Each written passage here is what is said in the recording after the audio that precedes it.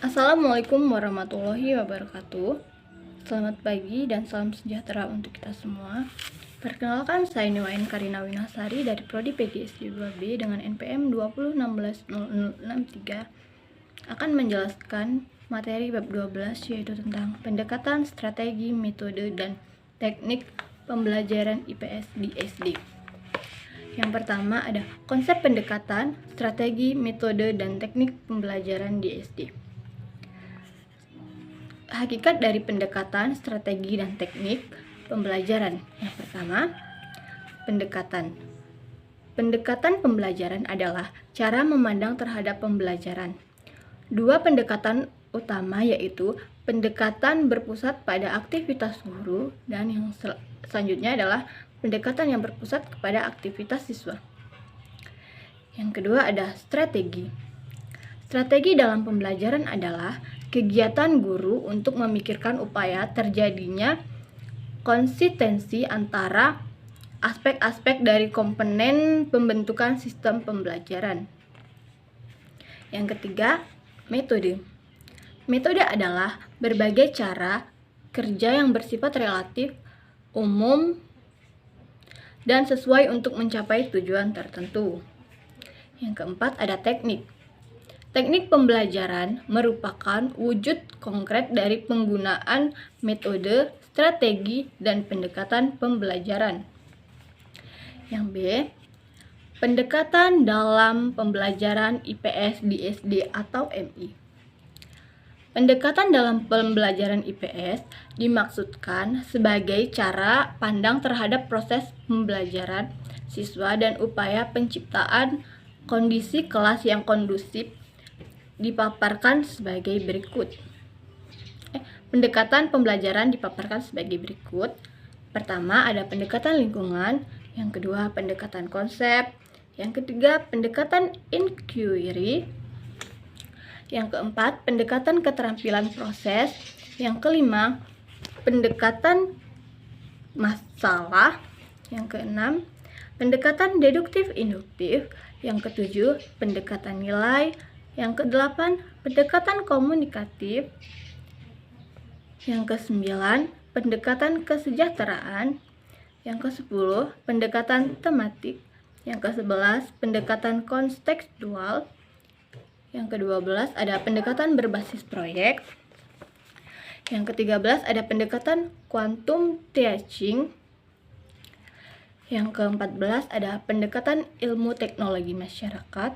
Dan yang terakhir ada pendekatan kooperatif. Selanjutnya yang C yaitu strategi pembelajaran IPS di SD atau MI. Pembelajaran merupakan interaksi siswa dengan guru dan sumber belajar pada suatu sistem lingkungan belajar. Berikut adalah strategi pembelajaran IPS yang diadaptasi dari modul yaitu ANIT WDKK 2014 T2 146 sampai dengan 1.55. Yang pertama ada ditinjau dari proses pengolahan pesan, dikelompokkan menjadi dua jenis yaitu strategi pembelajaran deduktif dan strategi pembelajaran induktif. Yang B, ditinjau dari pertimbangan pengaturan guru, dibedakan menjadi dua, yaitu strategi pengaturan guru dan strategi pembelajaran bergu. Strategi seorang guru yaitu adalah mengajarkan sejumlah siswa, sedangkan strategi pembelajaran bergu adalah pembelajaran yang dilaksanakan oleh dua orang atau lebih guru dengan sejumlah siswa. Yang selanjutnya ada ditinjau dari pihak pengolahan pesan, dapat dibedakan menjadi dua jenis, yaitu strategi pembelajaran ekspositori dan strategi pembelajaran heuristik. Yang selanjutnya ada ditinjau dari pertimbangan jumlah siswa, dikenal tiga strategi pembelajaran. Yang pertama, strategi pembelajaran klasikal. Yang kedua, kelompok kecil. dan yang terakhir ada individual. Yang E, ditinjau dari pertimbangan interaksi guru dan siswa, ada 2 strategi pembelajaran, yaitu yang pertama ada strategi pembelajaran tatap muka dan strategi pembelajaran melalui media. Materi selanjutnya yaitu yang D, metode dan teknik pembelajaran IPS di SD atau MI.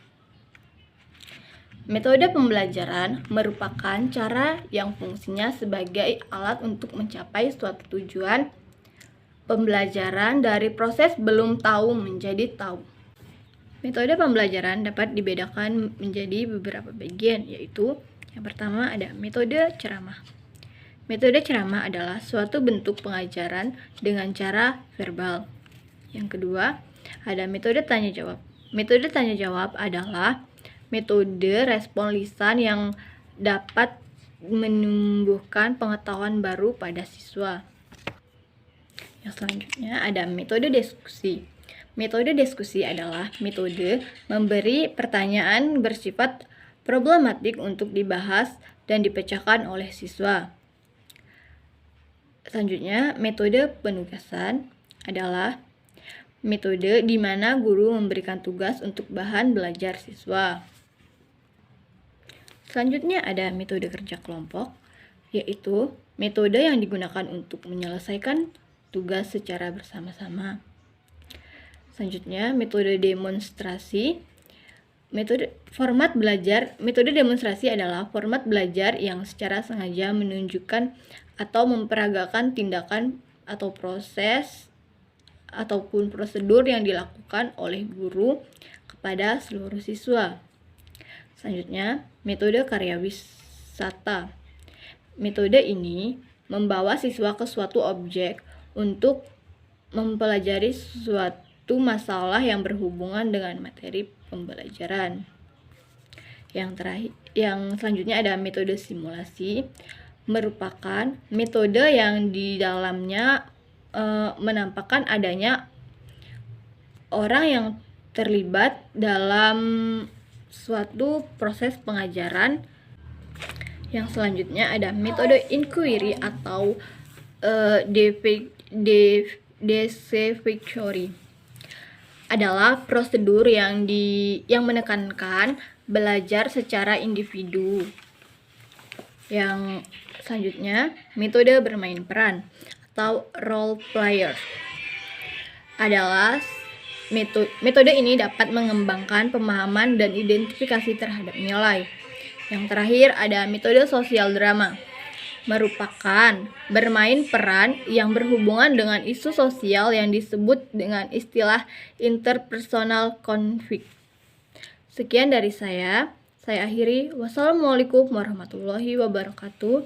Selamat pagi.